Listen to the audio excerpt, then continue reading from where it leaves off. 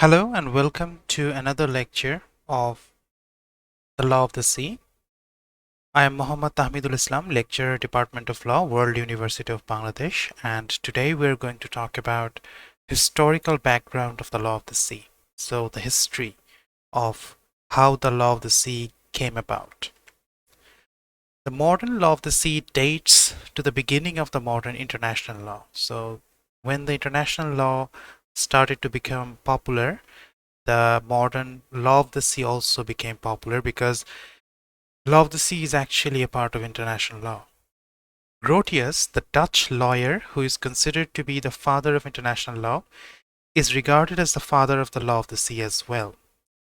His seminal work on the subject, The Free Seas or Mare Liberum, published in 1609, established some of the major concepts in this field. He articulated the principle of the freedom of the seas, that the sea should be free and open to use by all countries. The oceans had long been subject to the freedom of the seas doctrine, a principle put forth in the 17th century, essentially limiting national rights and jurisdiction over the oceans to a narrow belt of sea surrounding a nation's coastline.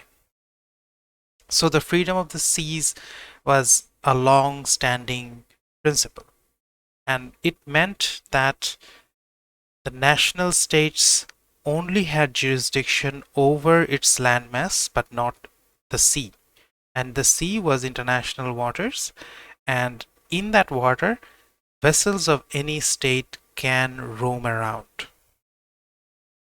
The remainder of the seas was proclaimed to be free to all and belonging to none. While this situation prevailed into the 20th century, by the middle of it there was an impetus to extend national claims over offshore. So it was in the 20th century when the countries realized that they had the potential, they had the power to control the adjacent sea areas, and that is why they wanted to exert control and exert their dominance over the adjacent sea areas. And also it was for security as well. The 1958 United Nations Conference on the Law of the Sea attempted to formulate an agreed legal definition of the continental shelf and adopted the following in Article 1 of the Convention on the Continental Shelf.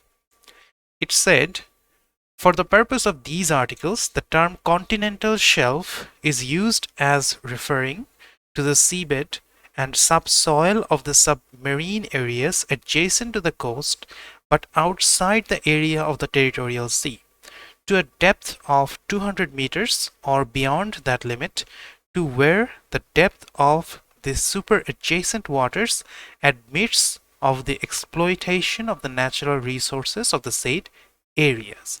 So from this convention we can see that a delimitation was made to the depth of 200 meters, and it was outside the territorial sea, also the continental shelf. And why we needed to define what a continental shelf is, it was the purpose to mainly extract the natural resources, or the gas, the oil, and other natural resources like living fishes and stuff. So countries wanted to extract those, and they wanted to have the exclusive right to extract the natural resources in the continental shelf or that area of the international sea. So that is why they had to delimit it and they have to define it. This definition contained the criteria of adjacency to the coast and of exploitability, which were soon questioned in view of their imprecise and open-ended nature. So it was not absolutely precise. In the late 1960s, oil exploration was moving further and further from land and deeper into the bedrock of continental margins. The oceans were being exploited as never before. activities unknown barely 2 decades earlier were in full swing around the world. So in that period, 1960s and 70s, in that period, we saw the uh, the advancement in science and technology, which enabled countries to extract natural resources from the sea. So that is why they were becoming more eager to actually define which part of the sea each country can hold and which part of the sea they can control. Tin had been mined in the shallow waters of Thailand and Indonesia. South Africa was about to tap the Namibian coast for diamonds.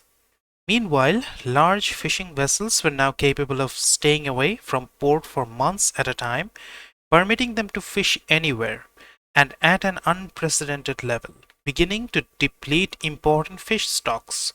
Coastal states were setting limits and distant water fishing states contesting them. So, the natural resources are actually limited even in the seas, and some countries have the more capacity to extract those natural resources more than others. So that is why we are facing a lot of problem. We are seeing in the real life that certain Chinese vessels, Chinese fishing boats, they actually encroach upon other countries' maritime zones, and they fish in those zones because those areas are rich in uh, fish stock and other natural resources, and they extract it and they take it back to the mainland China. So that is actually creating a problem, and it started creating that problem in the 1970s and 60s. So that is why those were the times when the international law of the sea started to formulate. In the fall of 1967, technological advances, conflicting uses, and superpower rivalry threatened the oceans and even the seabed. The dangers were numerous. Nuclear submarines charting deep waters never before explored, designs for anti-ballistic missile systems to be placed on the seabed, supertankers ferrying oil from the Middle East to European and other ports, passing through congested straits and leaving behind a trail of oil spills, and rising tension between nations over conflicting claims to ocean space and resources. So, in the 1967 to up until today, we are seeing that our oceans are being exploited and our oceans are being used for scientific research and also for managing our food sources. So that is why its preciousness, its meaning, and its value is actually increasing the more uh, we are depending upon it. On 1 November 1967, Malta's ambassador to the United Nations, Arvid Pardo, asked the nations of the world to consider the impending conflict that could devastate the oceans, the lifeline of man's very survival. In a speech to the United Nations General Assembly, he spoke of the superpower rivalry that was spreading to the oceans, of the pollution that was poisoning the seas, of the conflicting legal claims and their implications for a stable order, and of the rich seabed resources. Pardo ended with a call for an effective international regime over the seabed and the ocean floor beyond a clearly defined national jurisdiction. It is the only alternative by which we can hope to avoid the escalating tension that will be inevitable if the present situation is allowed to continue, he said. Pardos Speech set in motion a process that spanned 15 years and saw the creation of the United Nations Seabed Committee, the signing of a treaty banning nuclear weapons on the seabed, the adoption of the declaration by the General Assembly that all resources of the seabed beyond the limits of national jurisdiction are the common heritage of mankind, and the convening of the Stockholm Conference on the Human Environment. What started as an exercise to regulate the seabed turned into a global diplomatic effort, culminating in the convening of the Third United Nations Conference on the Law of the Sea, to regulate and write rules for all ocean areas, all uses of the seas and all of its resources, a constitution for the ocean. So all of these steps and all of these measures actually ended upon creating a sort of a constitution for the oceans or constitution for the law of the sea, which actually was convened in the Third United Nations Conference. Long before it was adopted and the Third United Nations Conference on the Law of the Sea was concluded, the direction of the development of the new Law of the Sea was already apparent. From the early 70s, states in their national claims began to act in anticipation of the outcome of the conference. This trend continued in the 1980s. The 1990s witnessed the consolidation of the new order in the oceans. The convention was adopted as a package deal to be accepted as a whole in all its parts without reservation of any aspect. The influence that the convention has already exerted on state practice is immense. There is in general a convergence towards the convention regime in all its aspects, even among many states which have not yet ratified it. The convention provides a predictable framework for all the uses of the oceans and its resources and provides for universally recognized limits for zones of national jurisdiction. So, this was the history of the Convention on the Law of the Seas.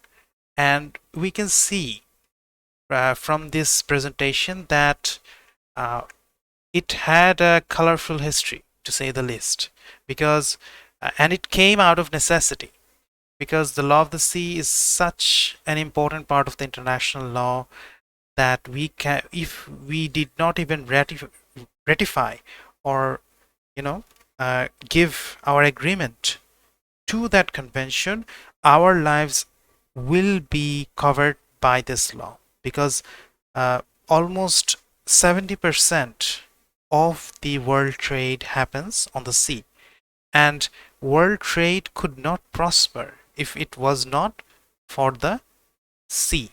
So that is why we see that world trade and world security, maritime boundaries, and natural resource extraction, oil, gas, fish, other kinds of resources. So these things are really important for our economies, for our politics, and for our countries. So that is why we need to learn more about the international law of the sea. And that concludes our today's lecture. I hope you have understood the lecture contents, and if you face any problem regarding understanding the lecture content, you can ask any question in the comment below. Thank you all for participating in today's class, and I hope to see you all in the next lecture. Thank you.